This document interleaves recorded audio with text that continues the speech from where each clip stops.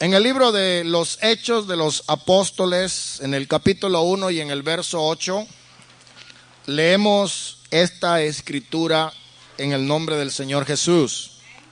Pero recibiréis poder cuando haya venido sobre vosotros el Espíritu Santo, y me seréis testigos en Jerusalén, en toda Judea, en Samaria y hasta lo último de la tierra. Quiero que lo reciten conmigo todos juntos, unánimes. Pero recibiréis poder cuando haya venido sobre vosotros el Espíritu Santo, y me seréis testigos en Jerusalén, en toda Judea, en Samaria y hasta lo último de la tierra. El Señor añada bendición a nuestras vidas por medio de su palabra. Tenga la bondad de sentarse, hermano. El libro de los Hechos de los Apóstoles es el único libro que se considera histórico en el Nuevo Testamento. La división del Nuevo Testamento generalmente consiste en 4 categorías. En primer lugar, encontramos los 4 evangelios, que son libros biográficos, narraciones de la vida, del ministerio de nuestro Señor Jesucristo mientras estaba en la tierra. En el libro de los evangelios vamos a encontrar los milagros, vamos a encontrar las señales, vamos a encontrar las enseñanzas del Señor Jesucristo. Pero nunca vamos a encontrar en los evangelios a alguna persona que haya recibido el plan de Dios para la dispensación de la gracia. En los evangelios el Señor estaba poniendo el fundamento de lo que iba a ser la iglesia. La primera vez que se menciona la iglesia aparece en el libro de Mateo, capítulo 16, verso 16, cuando Jesucristo dijo: bienaventurado eres, Simón, hijo de Jonás, porque no te lo ha revelado carne ni sangre, sino mi Padre que está en los cielos. Y a ti te digo que tú eres Pedro, y sobre esta roca edificaré mi iglesia, y las puertas del infierno no prevalecerán contra ella. La iglesia estaba siendo diseñada, estaba siendo programada para nacer posteriormente a la ascensión del Señor Jesucristo. Luego conseguimos la segunda categoría, que es la categoría de los libros de historia, la historia de la iglesia primitiva, y hay un solo libro, que es el libro de los Hechos de los Apóstoles, que pueden pertenecer a esta categoría de libros históricos. En tercer lugar tenemos lo que se llaman las cartas pastorales, las epístolas, que son cartas de instrucción escritas a la iglesia. El libro de los Hechos cuentan el nacimiento de la iglesia. Las epístolas hablan para los que ya son miembros de la iglesia, para los que son creyentes, para iglesia universalmente hablando, para individuos de creyentes o para congregaciones locales. Pero las epístolas son cartas de instrucción. Y finalmente tenemos el único libro que es considerado libro de profecía en el Nuevo Testamento, y es el libro de Apocalipsis o el libro de Revelación. Si nosotros, hermanos, deseamos saber, experimentar lo que era la iglesia primitiva, primeramente debemos de leer, de entender, de creer el libro de los Hechos de los Apóstoles. Hermanos, aquí no vamos nosotros a encontrar el plan de Dios en forma de proyecto, sino en forma de acción. Aquí encontramos el plan de salvación. En el libro de los Hechos vamos a leer acerca de cómo recibir la salvación. Aquí también vamos a encontrar algunos de los principios fundamentales para tener avivamiento en las iglesias locales y también para que se extienda la obra misionera. Nos va a dar el modelo del gobierno de la iglesia, de cómo debe ser gobernada la iglesia, y coloca al mismo tiempo el fundamento de la doctrina que se desarrolla luego en las epístolas. Hermanos, este libro fue escrito aproximadamente en el año 63 después de Cristo, y se estima que es aproximadamente en esta fecha, porque el apóstol Pablo llegó a Roma a principios del año 61. Y el libro termina con la declaración de que 2 años después del primer encarcelamiento de Pablo, nosotros sabemos que más o menos corresponde a la fecha del año 63 después de Cristo. Allí en este libro no se menciona el incendio de Roma cuando lo incendió Nerón en el año 64 y la persecución de los cristianos, ni tampoco habla de la destrucción de Jerusalén en el año 70 por los ejércitos de Roma. Por lo tanto, podemos considerar que este libro más o menos fue escrito alrededor del año 63. El autor de este libro de los Hechos se considera al apóstol Lucas, en cierta forma decimos apóstol, pero ya vamos a explicar más adelante. Lucas era un médico, era un compañero de Pablo, era uno que estuvo con él en varios de los viajes que hizo Pablo por diferentes lugares. Cuando el libro de los Hechos habla en el sentido plural nosotros, eso incluye también al escritor que fue testigo ocular de los acontecimientos que sucedieron. Lucas era un creyente que había sido convertido al cristianismo. Él era griego, él no era judío. Por esta razón se distingue de aquellos que eran circuncidados. También vemos que Lucas respondió con Pablo el llamamiento a Macedonia, donde se nos cuenta que más tarde fue el encargado, el pastor de la iglesia de Filipos, y allí estuvo él pastoreando aproximadamente por 6 años. Gloria al nombre del Señor. Dice aquí el primer texto del libro de los Hechos en el primer tratado, oh Teófilo. El primer tratado se refiere al Evangelio de Lucas. En este Evangelio de Lucas se puso en orden las cosas que Jesús comenzó a hacer y a enseñar.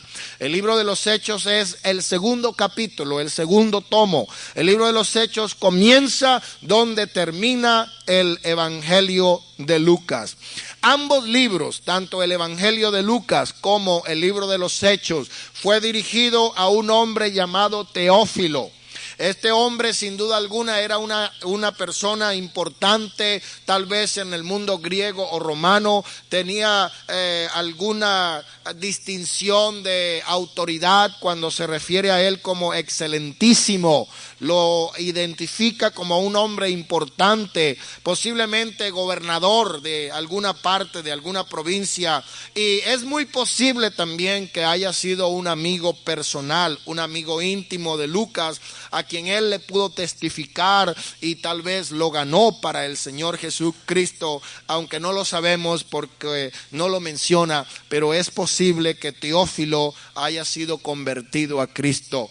No he conseguido yo otra persona a quien se le dediquen 2 libros inspirados de las Sagradas Escrituras. Tenía que haber sido una persona importante, una persona que llegó a conocer el mensaje del Señor Jesucristo.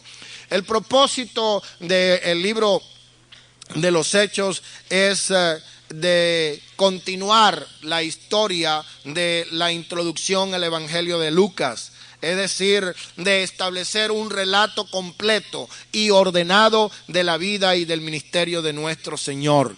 Recuerdemos, hermano, que antes de lo que se consideró la consolidación del Nuevo Testamento, lo que se llama el canon, la ordenanza de los libros del Nuevo Testamento, se basaban mucho los hermanos en lo que se llaman las tradiciones orales. Lo que decía el Señor dijo, el Señor habló, el Señor hizo, pero cuando ya se puso en forma escrita las cosas que el Señor hizo y las cosas que el Señor enseñó, entonces ya estaba como más claro el mensaje del Señor. Entonces el propósito de Lucas era de investigar cuidadosamente las cosas que ocurrieron, de ponerla en un orden exacto históricamente Y de la misma manera, él conserva la misma metodología, conserva el mismo propósito en el libro de los Hechos de anotar históricamente con exactitud, con veracidad, bajo la inspiración del Espíritu Santo, las cosas que sucedieron. Debemos también nosotros de tomar en cuenta, hermanos, que el Evangelio donde narró la vida de Jesús, ahí él dice que fue lo que comenzó a hacer y a enseñar. El Evangelio cuenta lo que Jesús comenzó a hacer. El libro de los Hechos narra lo que Jesús continuó haciendo por medio del ministerio del Espíritu Santo después que él ascendió al cielo. Vamos a encontrar tres divisiones principales en el libro de los Hechos. Y la primera división corresponde al capítulo 1 hasta el capítulo 5. Aquí vamos a encontrar el nacimiento de la iglesia primitiva. El personaje principal de estos 5 primeros capítulos es el apóstol Pedro. ¿Por qué? Porque a él se le encomendó las llaves para abrir el reino de los cielos. Y creemos que él abrió el reino de Dios, es decir, abrió las puertas de la iglesia para los judíos en Pentecostés, para los gentiles. Y de esta manera, en los 5 primeros capítulos, no solamente encontramos el nacimiento de la iglesia primitiva, sino que también vamos a encontrar que el personaje principal es el apóstol Pedro. En la segunda división vamos a encontrar desde el capítulo 6 hasta el capítulo 12. Aquí vamos a notar nosotros el esparcimiento de la iglesia. Aquí vamos a notar cómo la iglesia comenzó a crecer. Cómo después que los cristianos en Jerusalén estaban bien cómodos y bien tranquilos, comenzó una persecución que los desparramó por todos los lugares. Y el personaje principal que vamos a encontrar en esta división es el primer mártir de la era cristiana, que se llama Esteban. Entonces, en el capítulo 6 al capítulo 12 vamos a encontrar el esparcimiento de la iglesia perseguida.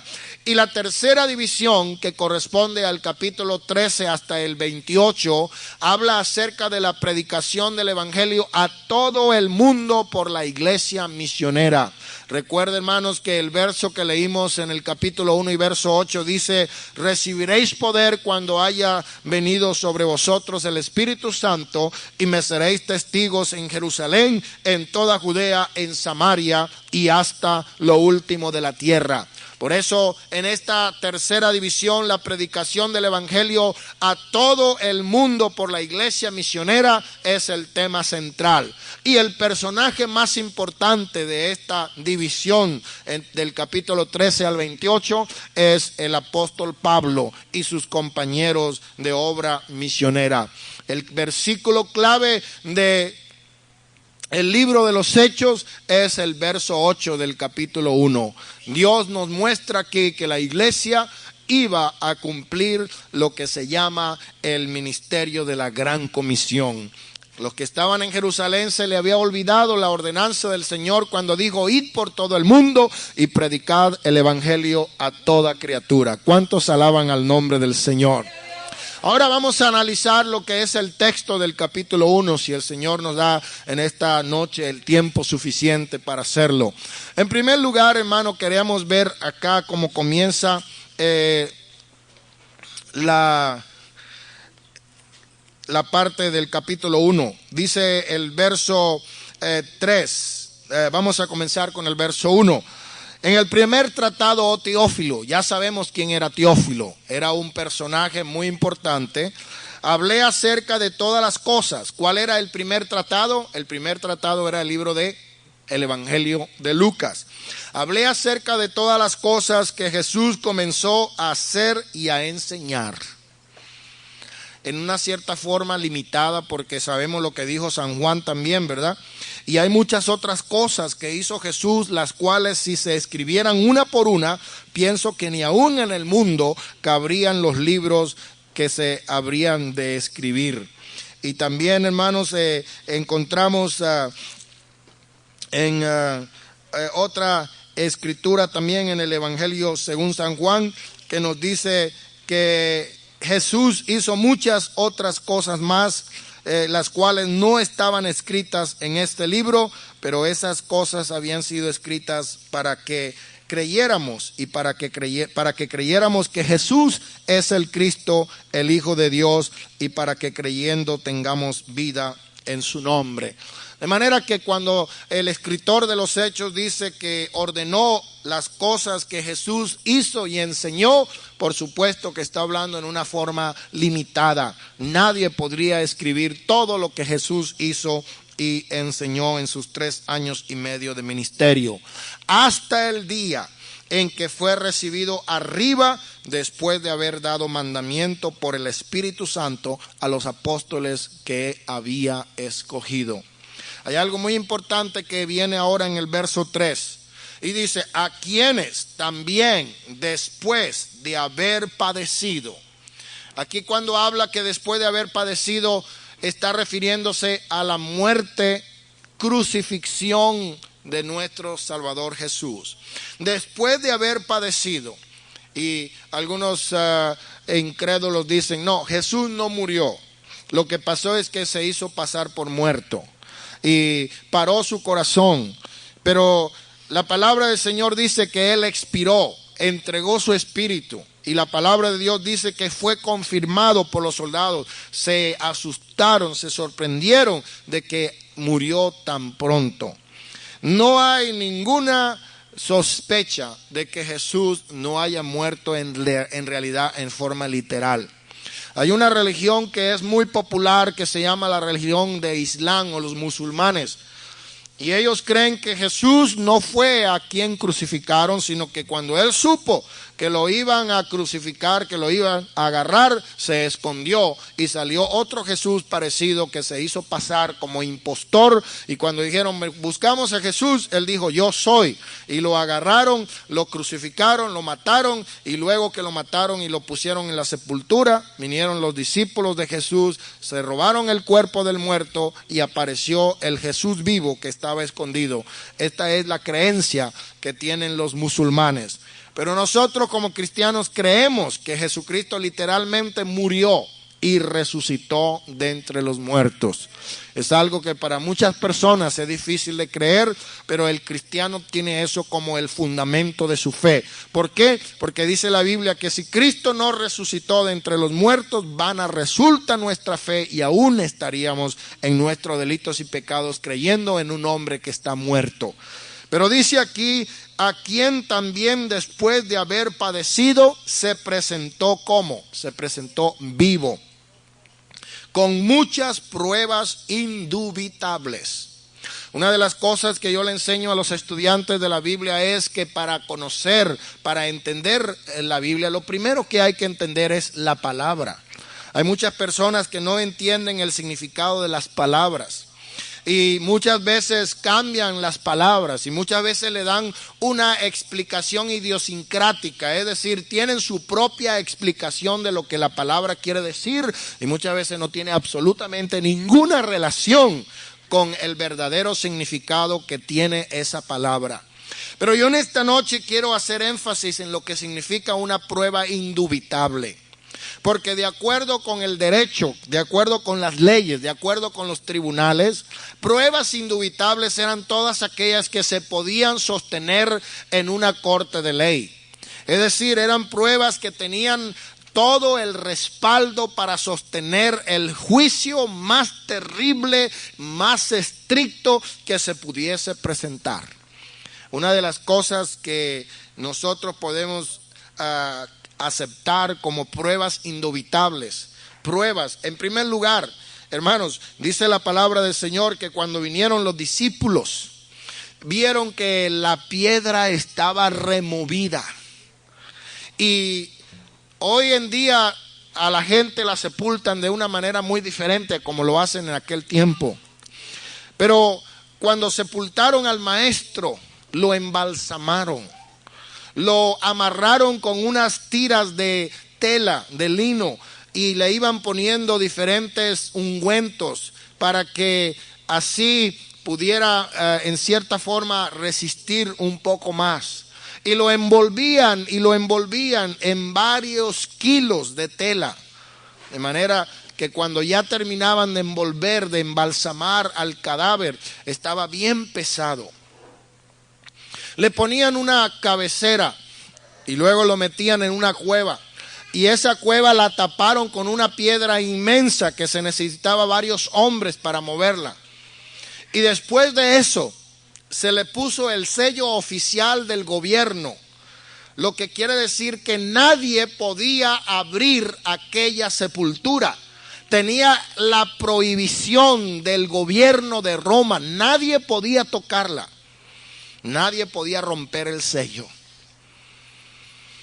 No solamente eso, pero dice la Biblia que habían soldados parados afuera vigilando la entrada de la sepultura. Pero el primer día por la mañana, cuando el Señor se levantó, todo lo que era el trapero que le habían puesto, ahí se quedó. Cuando los discípulos llegaron y entraron, ahí consiguieron el sudario, consiguieron todo el trapero que le habían puesto, pero él no estaba. ¿Quién movió la piedra? Las dos mujeres. Bueno, dicen que la mujer es el sexo débil, aunque hay unas que son bien fuertes, pero no creo que esas dos hermanas hubiesen podido mover una piedra que pesaba varias toneladas. ¿Quién se iba a atrever a romper el sello retando al gobierno más poderoso del mundo? Y los soldados que estaban vigilando eran muchos. Aunque uno se hubiese dormido, quedaban muchos todavía vigilando. Lo importante es que nosotros veamos que todas estas son pruebas indubitables de que Él apareció vivo durante 40 días. En primer lugar, la Biblia nos habla que Él se apareció a María Magdalena. En segundo lugar, se apareció a unas mujeres. Luego se le apareció a Pedro. Luego se apareció a unos discípulos cuando iba camino a Emaús. Luego se le apareció a los apóstoles. Luego se volvió a aparecer a los apóstoles cuando estaban en compañía de Tomás el incrédulo. Luego se volvió a aparecer a los apóstoles a las orillas del mar de Galilea. Luego se le volvió a aparecer a los apóstoles en un monte de Galilea. Luego se apareció a 500 hermanos al mismo tiempo. Y finalmente se le apareció a Pablo camino a Damasco. Hermanos, la palabra clave aquí en el capítulo 1, verso 3 es vivo. Él no estaba muerto, sino que se presentó vivo con muchas pruebas indubitables. A Jesús lo vieron vivo, Él se presentó vivo, Él habló y dijo, vean que no soy un fantasma. ¿Cuáles eran algunas de las pruebas? En primer lugar, hubieron hombres que lo vieron. A las mujeres casi no le creían, yo no sé por qué. Pero decían, por ahí anda una de las mujeres que andaban con nosotros y dicen que lo han visto. Gracias a Dios que fueron mujeres las primeras que llevaron el mensaje de la resurrección. Y dijeron, el maestro resucitó. No fue Pedro, no fue un hombre, fue gracias a Dios una mujer, yo no sé por qué. Y aquella mujer fueron a anunciar que Cristo resucitó. Si hubiera sido alguno de los que hay, le dice, cállese la boca, usted es mujer y no puede hablar. Pero el Señor le había dado orden, le dijo, ve y dile a los demás discípulos lo que has visto. En segundo lugar, les habló acerca del reino de Dios. El Señor caminó con ellos, el Señor comió y bebió con los discípulos, el Señor bendijo y ministró a sus discípulos, restauró a Simón Pedro, secó las lágrimas de María. Estas son algunas de las pruebas de que Cristo apareció durante 40 días hablándoles acerca del reino de Dios. El mensaje de Cristo siempre fue el reino de Dios. Arrepentíos porque el reino de Dios se ha acercado. Él hablaba de un reino, pero no estaba hablando de un reino político, de un reino material. Él no estaba hablando de ese reino que mucha gente pensaba. Querían restaurar el reino como estaba en el tiempo de Salomón. Querían ser los judíos la potencia mundial más grande del mundo.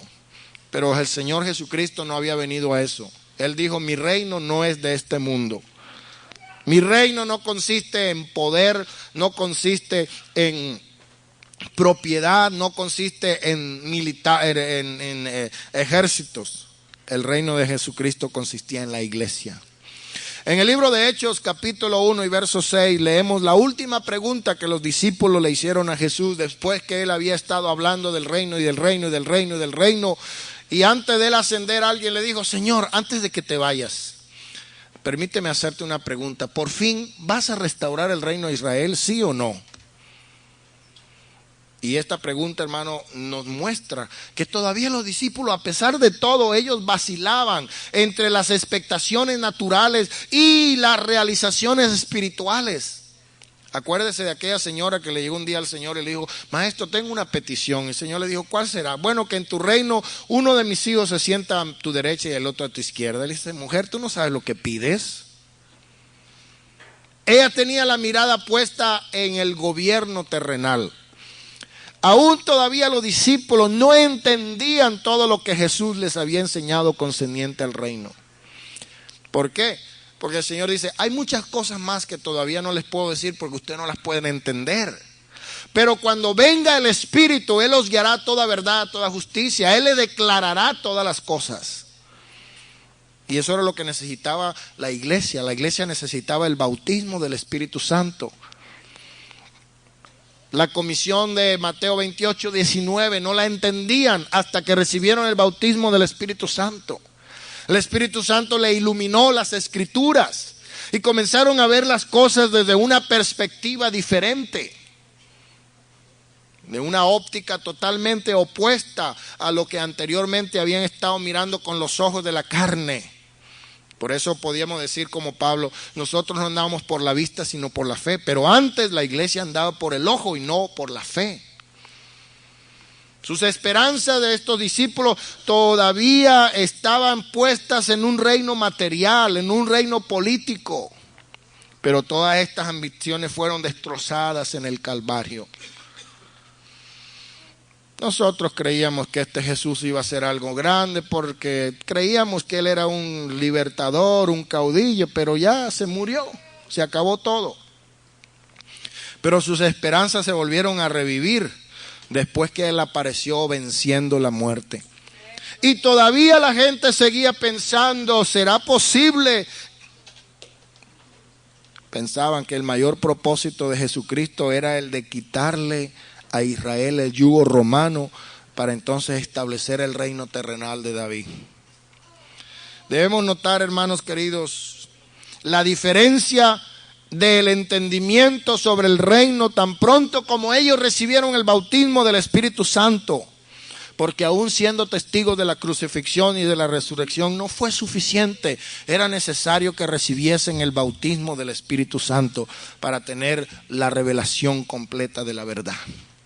En el libro de Hechos, capítulo 1 y verso 8, vamos a encontrar también lo que se llama la última comisión dada a la iglesia. Este parece que era el tema principal de las conversaciones del Señor Jesús con sus discípulos durante el ministerio que Él estuvo los 40 días y 40 noches. ¿De qué habló el Señor? Hay algunas personas que dicen: mire, hermano, yo les voy a contar una experiencia que tuve, pero esa experiencia que paran los pelos. Mire, yo estuve una vez muerto y yo fui hasta el mismo infierno. Y allá había al diablo con cachos y cola y los demonios. Y comienzan a contar historias macabras y espeluznantes con el propósito de convencer a la gente de que están diciendo la verdad.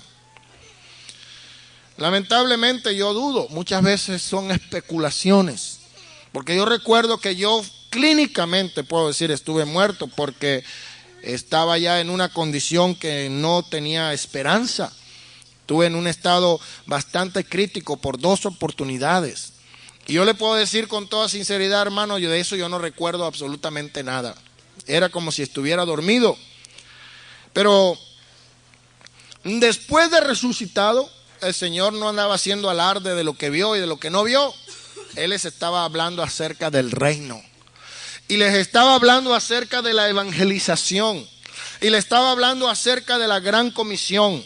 Y le estaba hablando acerca de que hay que ir y predicar. Y le estaba diciendo: este mensaje tiene que ser llevado por el mundo entero. Durante los 40 días, el mayor interés del Señor era de que sus discípulos entendieran claramente sus instrucciones y aceptaran sus ordenanzas.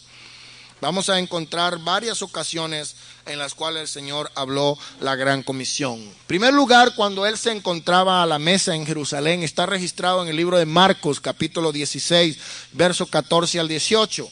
Y también en el libro de San Juan, capítulo 20, verso 22 al verso 23.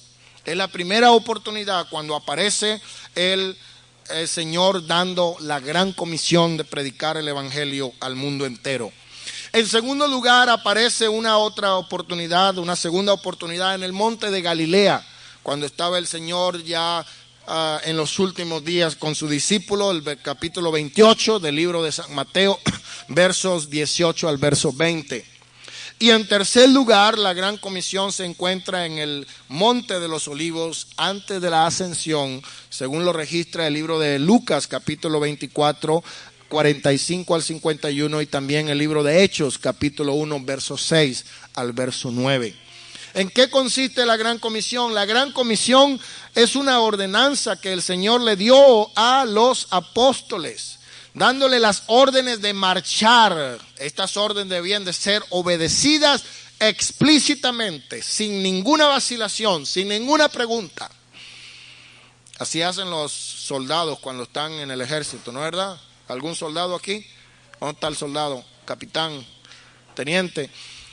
Cuando una persona en rango superior dice, marchen adelante, dice, ¿por qué para adelante si adelante no está el enemigo? Usted no tiene que discutir con sus superiores, nada más tiene que aceptar la orden de marchar. Así es como el Señor quiere que sus soldados, y algunos dicen somos soldados de Cristo, pero soldados muy desordenados. Una de las cosas que hacen con los soldados es ordenarlos, hacerlos obedientes. Y la gran comisión era para obedecerla sin vacilar y sin preguntar. Hermano, pero el Señor no les dijo a esta gente, bueno, vayan, discípulos de par en par, y los mandó a predicar por las ciudades, las aldeas, por los pueblos, por los caminos, de dos en dos. Cuando ellos regresaron y trajeron el reporte de victoria, Señor, en tu nombre hicimos sanidades, en tu nombre vimos milagros, en tu nombre, Señor, los demonios salían, en tu nombre pasaron grandes cosas. ¿Por qué? Porque el Señor le dio autoridad en el nombre de Jesús para que ellos obraran. Cuando trajeron el reporte, el Señor dijo, veía al mismo diablo caer de coraje porque sabía que le estamos dando donde le duele. Ahora, hay varios mandamientos que el Señor dio en la gran comisión. Y en primer lugar está la palabra ir. Ir implica una movilización. A veces estamos esperando acá como el pescador cuando quiere pescar y agarra la caña y se pone ahí en el sofá, sentado en el sofá, pescando, y llega alguien y le dice, ¿qué estás haciendo? Y dice, aquí pescando. Le dice, ¿estás loco? ¿Qué vas a pescar si aquí no hay pescados? Tienes que irte al agua, al mar, al río. ¿Cómo vas a pescar aquí sentado en el sofá? Nunca te va a llegar un pescado. Te podrán poner un pescado de plástico ahí para que te creas, pero ¿quiere pescar? Hay que ir donde están los pescados. ¿Y qué dijo el Señor cuando llamó a Pedro? Ven en pos de mí y os haré pescadores de hombres. Yo sé que muchos de nosotros no sabemos pescar porque nunca lo hemos hecho. Pero una cosa sí sabemos, que el Señor nos dio la ordenanza de ir y nos dio el poder para ir y pescar. Señor, dame un pescado, aunque sea una sardina, Señor. Pero que yo pueda decir que fui a pescar y conseguí algo. Hay algunos que salen a pescar y salen pescados. Salen a evangelizar y salen evangelizados. Salen a ganar almas y salen ganados. Salen a testificar y terminan testificados. Van a ver si convierten a alguien y salen convertidos ellos. Aleluya. Pero el Señor dijo, id, y ese mandamiento implica movilización. Por eso la iglesia tiene que estar en marcha. La iglesia tiene que ir donde hay la necesidad. La iglesia tiene que salir a donde está el problema. Es uno de los mandamientos del Señor, ir. El segundo mandamiento se expresa en un verbo, en un modo imperativo, es enseñar. Enseñar. No, predicar, perdón. Predicar. Predicar, anunciar el mensaje de Jesucristo. En tercer lugar, vamos a encontrar también nosotros la palabra enseñar. Entonces, ¿cuáles son las que llevamos? Ir, predicar, enseñar. Ir, predicar y enseñar. En tercer lugar, enseñar. En cuarto lugar, bautizar. Por eso decimos que el bautismo es un sacramento, porque es una ordenanza establecida por el Señor Jesucristo.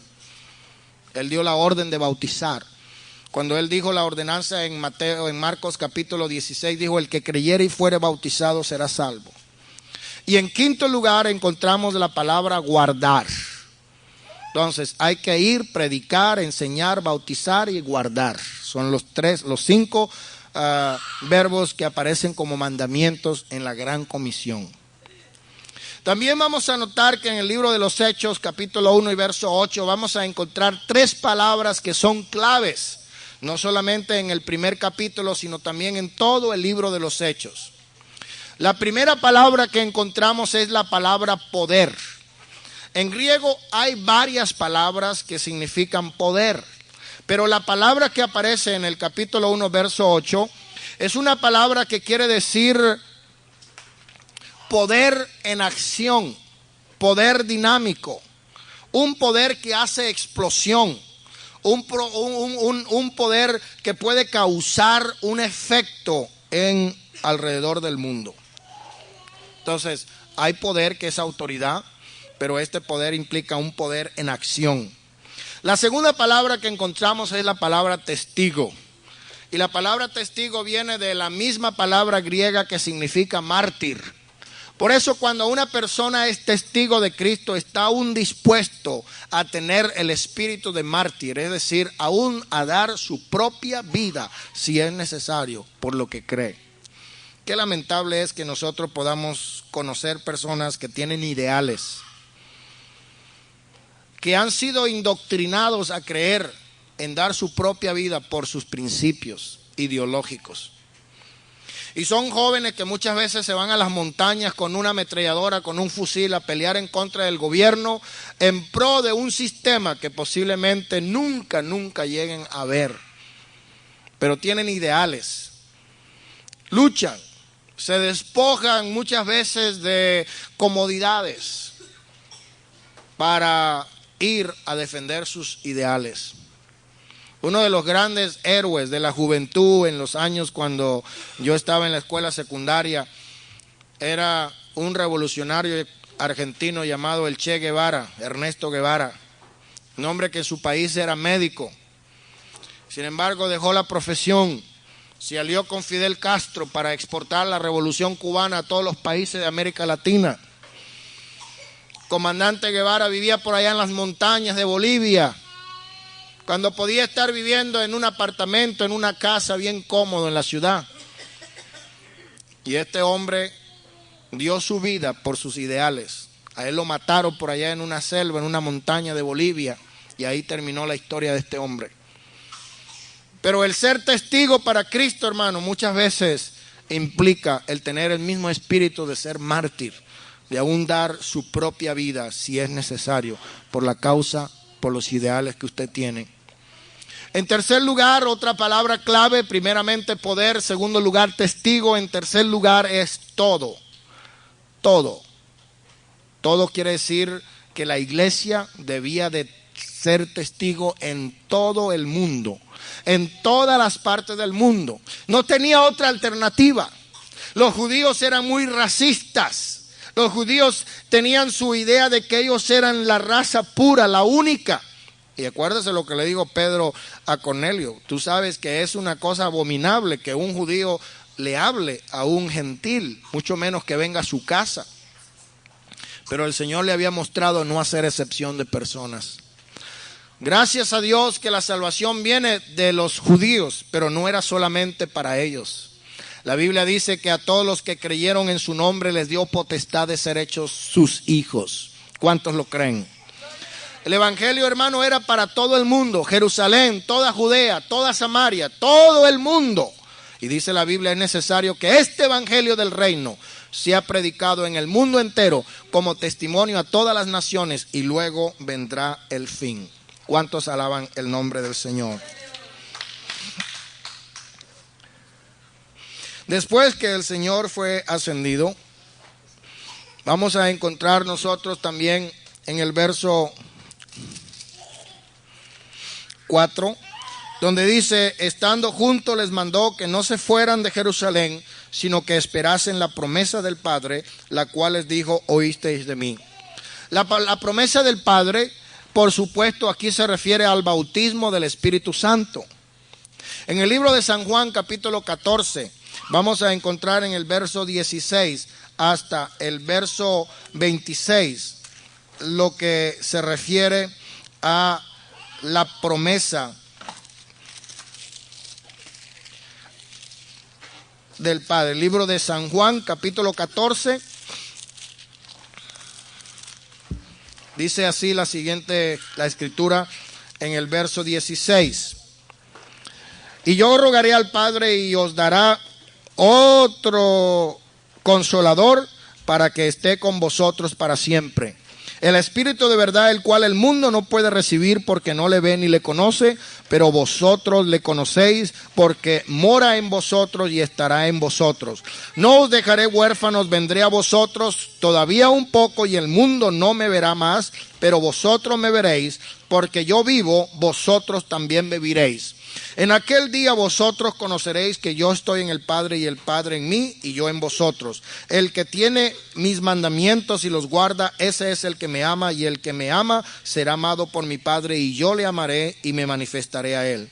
Y le dijo Judas, no el Iscariote: Señor, ¿cómo es que te manifestarás a nosotros y no al mundo?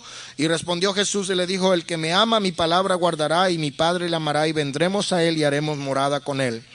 Y el que no me ama no guarda mis palabras, y la palabra que habéis oído no es mía, sino del Padre que me envió. Os he dicho estas cosas estando con vosotros, mas el Consolador, el Espíritu Santo, a quien el Padre enviará en mi nombre, Él os enseñará todas las cosas y os recordará todo lo que yo he dicho. Debemos notar aquí, hermano, que Jesús le mandó a los discípulos que se quedaran en Jerusalén. Le dijo: quedaos en Jerusalén hasta que seáis investidos del poder de lo alto. Y esto indica que ellos no podían escoger. Ellos no podían decir: me quedo o no me quedo, me da igual. No, nosotros también, hermano, tenemos que obedecer el mandamiento. Hoy somos mandados a obedecer, a quedarnos en Jerusalén hasta que recibamos el bautismo del Espíritu Santo. La iglesia primitiva tenía que quedarse hasta que recibiera el Espíritu Santo en Jerusalén. Todavía tenían la esperanza, tenían que esperar en Jerusalén porque aún no había llegado el día de Pentecostés. En estos días no era necesario quedarse a esperar. Cualquier persona puede recibir el Espíritu Santo en cualquier momento, tanto que muchas veces hay personas que llegan a la iglesia y en el primer culto que llegan, el Espíritu Santo los toca y se gozan en la presencia del Espíritu Santo. Algunas veces, hermanos, nosotros nos preguntamos si los discípulos esperaron 7, 8, 10 días, pero conforme a lo que dice el libro de Levítico capítulo 23 y verso 15, la fiesta de Pentecostés cayó 50 días después de la ofrenda movida. La ofrenda movida también correspondió con el tiempo de la resurrección. Por lo tanto, creemos que ellos se quedaron en el aposento alto por 10 días. ¿Cuánto tiempo se quedaron ellos? Se quedaron por 10 días orando en el aposento alto. En el libro de Hechos, capítulo 1, y en el verso 11, a los cuales también le dijeron: varones galileos, ¿por qué estáis mirando al cielo? Este mismo Jesús que ha sido tomado de vosotros al cielo, así vendrá como le habéis visto ir al cielo. Aquí nosotros vamos a encontrar también la promesa de la segunda venida de Cristo que confirmaron los ángeles. Ellos le dijeron a los discípulos sorprendidos que el Señor iba a regresar. Y la promesa dice claramente que a este mismo Jesús que ellos estaban viendo con sus ojos, así también le verían venir otra vez del cielo. Nos dice que Jesús vendrá en una forma visible, en una forma corporal, en una forma tal como Él se fue. Seguidamente vamos a ver lo que dice aquí acerca de la ascensión. En este capítulo vamos a leer que Jesús fue recibido arriba, fue alzado y ha sido tomado. En el versículo 10 vamos a leer que Él se iba. Entonces Jesús ascendió por su propio poder. De esto no hay absolutamente ninguna duda. Nosotros sabemos que Él subió. Es posible que Él fue recibido arriba. Se está refiriendo a que Jesús fue acompañado por una gran cantidad del ejército de los ángeles. De todos modos, su ascensión la vemos, hermano, como algo que fue gloriosa. Y esto nos da a nosotros una gran esperanza que el rapto de la iglesia también va a ser algo maravilloso. Va a ser algo muy, pero muy glorioso. Jesús ascendió del monte de los olivos, donde Él estaba allí al este de Jerusalén. Y hermanos, como a una distancia de un día de reposo quedaba aquel monte. Y cuando Jesús vuelva otra vez a establecer su reino, nosotros creemos que Él de nuevo estará pisando con sus pies el mismo monte de los olivos de donde Él se fue, porque eso está en Zacarías capítulo 14 y verso 4. Vamos a encontrar ahora, hermanos, lo que se refiere a la elección de el sucesor de Judas Iscariote. Aquí en este capítulo también vamos a leer lo que se refiere a la muerte horrible, espantosa de Judas, quien fue el que traicionó a Jesús por 30 monedas de plata. Cuando Judas se arrepintió y cuando Judas devolvió el dinero, aquel dinero no lo podían agarrar otra vez porque ya era un dinero que era como inmundo. No lo podían otra vez tomar y ponerlo en el arca del templo. Y por esa razón, cuando Judas fue y se ahorcó, compraron los sacerdotes ese terreno que lo llaman el campo de Alcema, Aceldama o campo de sangre. Y allí fue donde Judas se reventó, se suicidó. Su ahorcamiento, su caída y la salida de sus entrañas representa realmente el resultado de la paga horrible de su propio pecado. Pero ahora era necesario que alguien tomase su lugar. Y en el libro de Hechos 1:13 vamos a leer una lista de los 11 apóstoles que quedaban. Y esta lista se puede comparar con la lista de los evangelios, tanto en Mateo como en Marco. Vamos a encontrar a los discípulos, a los apóstoles: Simón Pedro, Andrés, Jacobo, Juan, Felipe, Bartolomé, Tomás, Mateo, Jacobo hijo de Alfeo, Tadeo, Simón el cananita y Judas el Iscariote. Estos son los apóstoles conforme al libro de Mateo. También Lucas, Marcos y en el libro de Hechos vamos a encontrar la misma lista. Pero cuando Judas cayó, quedaron 11 apóstoles y era necesario escoger a otro que tomara su lugar. En la iglesia primitiva, hermanos, se reunieron y nombraron a 2 personas que tenían que cumplir con 2 requisitos muy importantes. En primer lugar, tenían que haber sido discípulos de Jesús desde el comienzo de su ministerio. Y en segundo lugar, tenía que haber sido testigo visual de la resurrección de Jesús. Y entre todos encontraron a 2 discípulos. Uno se llamaba José Barsabás y otro se llamaba Matías. Quiero decir que hay muchos creyentes, hay muchos ministros, hay muchos pastores, hay muchos maestros que dicen, los apóstoles se equivocaron. Ellos no tenían derecho de haber hecho eso. Ellos se apresuraron, ellos no tenían el Espíritu Santo. Ellos eligieron a un sucesor de Judas, pero ya Dios tenía elegido a Pablo para el lugar número 12. Bueno, según esta opinión es porque solamente hubieron 12 apóstoles. En el sentido total, ya no hubieron más. Pero no es así. Hay otras personas, incluyendo a Pablo, incluyendo a Bernabé, incluyendo a Lucas, que tienen el título de apóstol, pero no son los 12 apóstoles originales. De ellos solamente uno fue elegido. Dice la Biblia que cuando seleccionaron a estos dos, echaron suerte en un jarro y luego sacaron un nombre. Esto nos da mucho que pensar a nosotros con la manera como a veces se eligen los oficiales dentro de la iglesia, porque muchas veces queremos estar fuera de la política, pero humanamente siempre estamos afectados por quién nos cae bien, quién es nuestro familiar, quién es nuestro amigo, y cuando hay elecciones muchas veces tratamos de favorecer a las personas que son nuestros amigos, nuestros parientes. Si yo tengo un hermano que es candidato, pues de seguro voy a votar por mi hermano para que quede en el puesto, y si hay alguno que no me cae bien por alguna razón, pues por ese no voy a votar y le voy a hacer campaña en contra. Hermanos, la iglesia debería estar totalmente libre de toda politiquería, pero muchas veces es algo que se infiltra, se mete y es difícil de controlar. Pero en la iglesia primitiva, cuando fue tiempo de elegir a un oficial, ellos escogieron a estas personas que tenían estos requisitos, y luego dice la Escritura que metieron sus nombres en un jarrón o echaron suerte. No dice la Biblia que lo metieron en un jarrón, pero es la manera como se acostumbraba.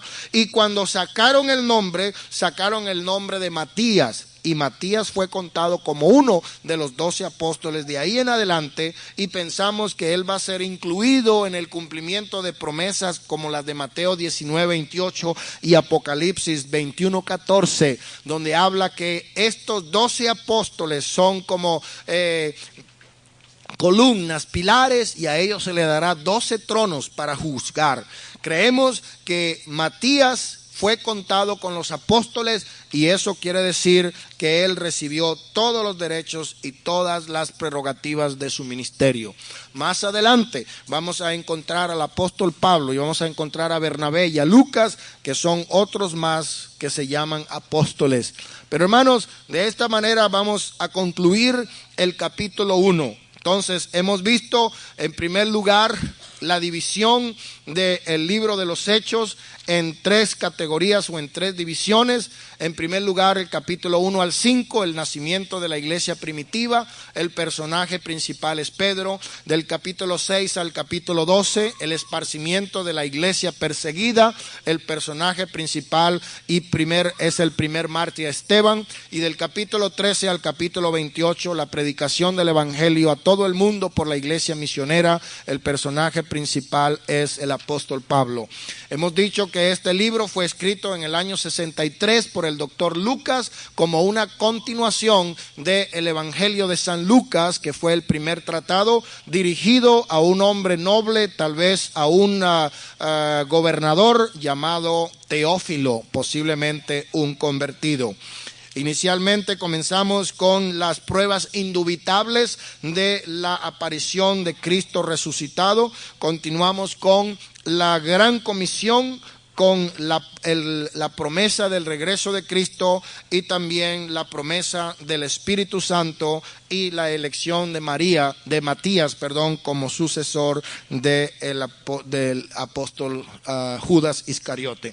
Y de esta manera, hermano, terminamos el capítulo 1 del libro de los Hechos. Hay mucho que estudiar, hay mucho que aprender, y yo espero que ustedes estén dispuestos en esta semana para volverlo a leer y seguir leyendo todos los demás 28 capítulos que forman este libro. Vamos a aprender muchas cosas si ponemos interés, si dedicamos tiempo al estudio. Vamos a estar de pie, hermanos, en el nombre del Señor. Demos gracias a Dios por su palabra.